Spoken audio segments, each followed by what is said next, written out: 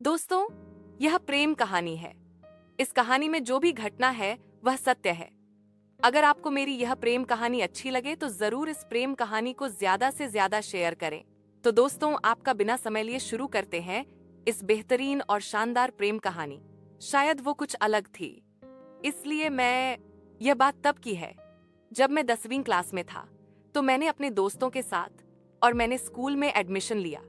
Class में मैं अपने दोस्तों के सिवा किसी से भी बात नहीं करता था। फिर जैसे जैसे दिन बीतते गए मैं सभी से बात करने लगा और सभी दोस्त क्लास में मुझसे बात करने लगे। ऐसा करते करते लगभग 5 महीने बीत गए, लेकिन क्लास में एक लड़की ना किसी से बात करती थी ना ही किसी की तरफ देखती थी। शायद उस लड़की को इन सब चीजों में इंटरेस्ट नहीं था। वह सबसे अलग दिखती थी। सारी क्लास की लड़कियां एक तरफ और वह अकेली एक तरफ। शायद उसका नेचर ही ऐसा था कि वह किसी से बात करना पसंद नहीं करती थी।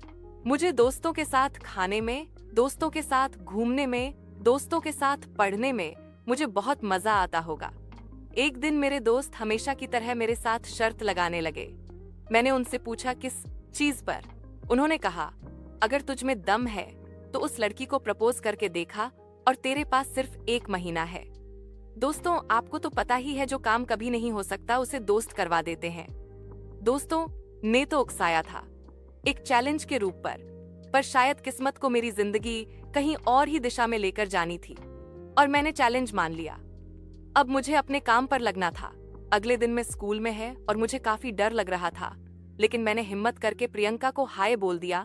मुझे हेलो कहा ने पूछा, तुमने मैं आपका काम कर लिया? तो उसने हाँ में जवाब दिया। मैंने भी बात खत्म करने के लिए उसे मैथ की कॉपी मांग ली और मैंने स्कूल खत्म होते ही उसे कॉपी वापस कर दी।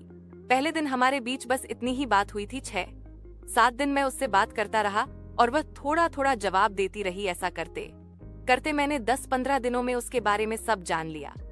एक तरफ था दोस्तों का दिया हुआ चैलेंज और दूसरी तरफ मैंने सोच लिया कि अब मैं प्रियंका को प्रपोज करूंगा। काश वो दिन फिर आते। चैलेंज को अब 7 दिन बचे थे और एक दिन पहले मैं प्रियंका को प्रपोज करना चाहता था, लेकिन वह 2 दिनों से स्कूल नहीं आई थी और मैं बहुत डर गया था। और मैं सोचने लगा कि अगर वह फंक्शन के दिन भी नहीं आई तो मैं क्या करूंगा। दोस्तों, सच कहूं तो अब मुझे प्रियंका से प्यार होने लगा था।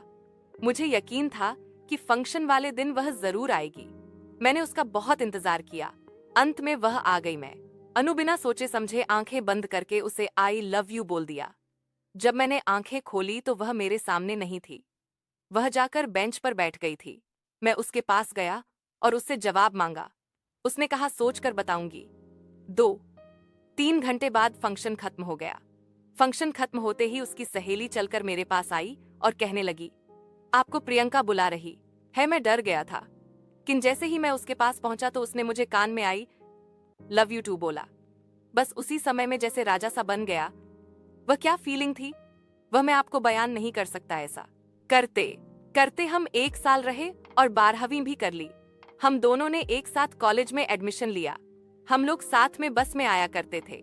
एक साथ आना, एक साथ रहना, बहुत मजा आता था।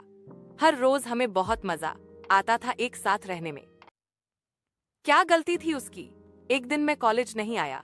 मुझे घर पर कुछ काम हो गया था, लेकिन मुझे नहीं पता था कि ऐसा होगा। उस दिन मेरी जिंदगी रुक सी गई तो मैं बर्बाद हो गया था। 10 मिनट पहले हमारी बात हुई। उसने कहा, कॉलेज की छुट्टी हो गई है, मैं घर पहुंचकर बात करूंगा। उसके बाद शाम हो गई और मेरी जान का फोन नहीं आया। मेरी जान का फोन नहीं आया। सुबह हुई, मेरी प्रियंका का मेरे पास फोन नहीं आया। मैं कॉलेज पहुंच गया, लेकिन मेरी जान प्रियंका का फोन नहीं आया। जैसे ही मैं कॉलेज पहुंचा, कुछ दोस्तों ने बताया और क्रॉस करते ही एक्सीडेंट हो गया है। यारों, मैं आज भी रोज उसके फोन का इंतजार कर रहा हूँ। हमेशा रोज यही सोचता हूँ कि अब फोन करेगी, अब वह फोन करेगी, लेकिन वह फोन ही नहीं करती। यारों, कोई उसे बताओ कि मैं उसका इंतजार कर रहा हूँ। उसे कहे कि मुझे फोन करे। मैं उसे बहुत याद करता हूँ। मैं आपसे बहुत याद करता हूँ। कोई उसे कहे मुझे फोन करें, मुझे फोन करें। तो दोस्तों, अगर आपको यह प्रेम कहानी पसंद आई हो तो इसे अपने दोस्तों के साथ जरूर शेयर कीजिए। और अगर आपकी भी कोई प्रेम कहानी है और आप हमसे साझा करना चाहते हैं तो आप हमें कमेंट में अपनी प्रेम कहानी जरूर लिखें। धन्यवाद।